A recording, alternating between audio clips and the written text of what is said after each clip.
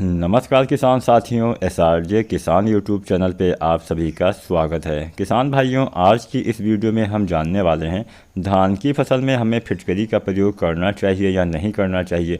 अगर हमें करना चाहिए तो कितनी मात्रा में करना चाहिए, इसके इस्तेमाल से क्या लाभ होता है, कितनी मात्रा में और कब हमें इसका इस्तेमाल करना चाहिए, क्या हमें इसको मिट्टी में देना है या फिर स्प्रे करना है, अगर हम मिट्टी में देते हैं तो कितनी मात्रा डालनी है, अगर हम स्प्रे करते हैं तो कितनी मात्रा डालनी है।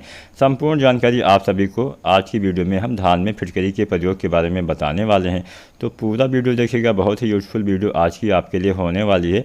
और अगर चैनल पे नए हैं, अभी हमारे एसआरजे खेती चैनल को सब्सक्राइब नहीं किया है तो सबसे पहले चैनल सब्सक्राइब करें, साथ में बेल आइकन दबाएं। जो भी आपके मन में सवाल हो, सुझाव हो, कोई भी आप जानकारी हम किसान भाइयों के साथ शेयर करना चाहते हैं या फिर आपको कोई भी जानकारी नहीं पता है, आप पूछना चाहते हैं, तो नीचे कमेंट बॉक्स होगा, वहाँ पे आप अपने सारे सवालों के जो आपके सारे सवाल हो वहाँ से आप आसानी से पूछ सकते हैं। हम आपके सारे सवालों के जवाब देने की पूरी कोशिश करेंगे। तो आपने सवाल ज़रूर पूछिएगा और वीडियो को लाइक नहीं किया है तो अभी से वीडियो को लाइक कर दीजिए। आप किसान भाई वीडियो को लाइक नहीं करते हैं तो पहले वीडियो को लाइक कर दीजिए और चैनल को सब्सक्राइब करना मत भूलिएगा। तो चलिए ज़्यादा समय ना गवाते हुए वीडियो को स्टार्ट करते हैं। सबसे पहले जानते हैं किसान भाइयों आखिर फिटकरी होती क्या है। फिटकरी किसान साथियों आपको लगभग जो ये दुकानें होती हैं, किराने वाली दुकान, यहाँ पे बड़ी आसानी से मिल जाता है। तो फिटकरी एक बहुत सस्ती चीज़ होती है, बहुत आसानी से लगभग सभी किसान इसको ख़रीद भी सकते हैं। तो इसलिए हमने सोचा कि क्या हमें इसका इस्तेमाल करना चाहिए, इसके बारे में हम आपको बता दें।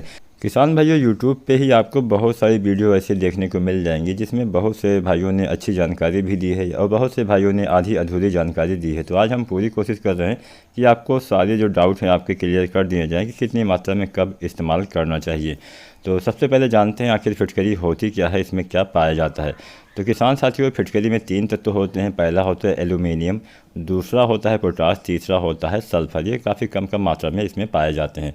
अब इसके इस्तेमाल से सबसे पहला जो फ़ायदा होता है वो ये होता है कि आपकी जो ज़मीन है, आपकी जो मिट्टी है जिसमें आप प्रयोग करने वाले हैं, इसकी जो पीएच वैल्यू है वो काफ़ी ये कम कर देता है, जिससे आपके ज़मीन में जो अघुलनशील तत्व होते हैं वो पौधे को मिलने लगते हैं। जब भी आपकी मिट्टी का पीएच वैल्यू काफ़ी ज़्यादा हो जाता है तब उससे सबसे बड़ा नुकसान ये होता है कि आपके पौधे में जो तत्व होते हैं वो अघुलनशील रूप में रहते हैं, वो आपके पौधे को नहीं मिल पाते हैं। लेकिन इसके इस्तेमाल से क्या होगा कि आपकी जो पीएच वैल्यू है वो कम हो जाएगी, जिससे जो भी आपकी मिट्टी में अघुलनशील तत्व होते हैं वो आपके पौधे को मिलने लगते हैं, जिससे आपकी फसल की जो बढ़वार है काफ़ी अच्छी होती है। क्योंकि जो आपके तत्व हैं वो मिलने लगते हैं तो इससे बढ़वार अच्छी होगी, फुटाव अच्छा होगा, आपके पौधे में हरियाली आएगी।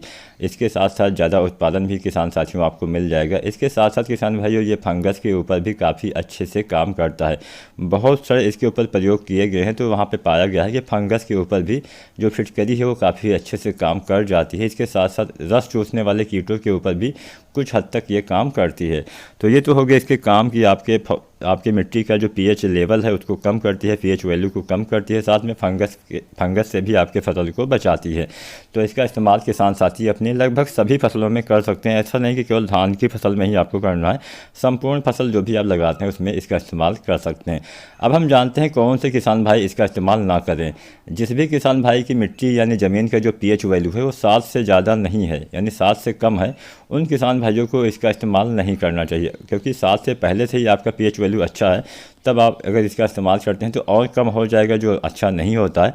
तो अगर आपके ज़मीन का पीएच वैल्यू 7 से ज़्यादा है तभी आपको, यानी 7 से ज़्यादा है तभी आपको जो फिटकरी है इसका इस्तेमाल अपनी मिट्टी में करना चाहिए, तभी आपको इसका यूज़ करना चाहिए, जिससे आपके पौधे को सारे जो पोषक तत्व हैं मिलने लगते हैं। अब हमारे बहुत सारे किसान भाइयों का सवाल ये होगा कि हमें आखिर अपनी मिट्टी का, अपनी ज़मीन का पीएच वैल्यू पता कैसे चले। तो इसके लिए एक पीएच मीटर आता है जो आप बाज़ार से या फिर ऑनलाइन बड़ी आसानी से ख़रीद सकते हैं। पीएच मीटर लेके आप आसानी से अपनी मिट्टी का पीएच वैल्यू चेक कर सकते हैं, या फिर आप मिट्टी की जांच करवा के भी पीएच वैल्यू का पता लगा सकते हैं। तो ये 2 आसान तरीके हैं जिसके द्वारा आपको पीएच वैल्यू पता चल जाएगी।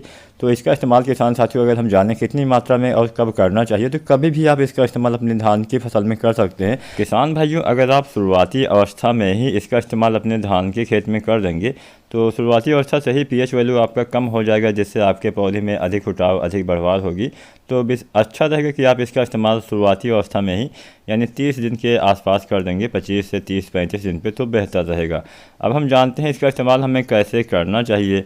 तो इसका इस्तेमाल धान की फसल में आप दो तरह से कर सकते हैं। पहला तरीका होता है इसको मिट्टी में देना, ज़मीन में देना, और दूसरा तरीका होता है इसका स्प्रे करना। तो दोनों तरीके से आप इसका जो उपयोग है वो कर सकते हैं। तो अगर हम जानें कितनी मात्रा में हमें इसका इस्तेमाल करना चाहिए, तो इसकी 1.5 किलोग्राम मात्रा आपको प्रति एकड़ की दर से देना होता है। यानी 1 एकड़ में 1.5 kg मात्रा आपको देना चाहिए। सबसे पहले बारीक आपको इसको कूट लेना होता है, किसी भी चीज़ की मदद से कूट के एकदम महीन कर लीजिए। उसके बाद में आप चाहें तो इसका बुरकाव भी अपने मतलब खड़ी फसल में दे सकते हैं, या फिर आप चाहें तो इसका स्प्रे भी कर सकते हैं। अगर आज की जानकारी से आप सहमत हैं, वीडियो पसंद आई हो तो लाइक करना, चैनल पे नए हैं तो SRJ किसान चैनल को सब्सक्राइब करके बेल आइकन जरूर दबाइएगा। वीडियो देखने के लिए आपका बहुत बहुत धन्यवाद।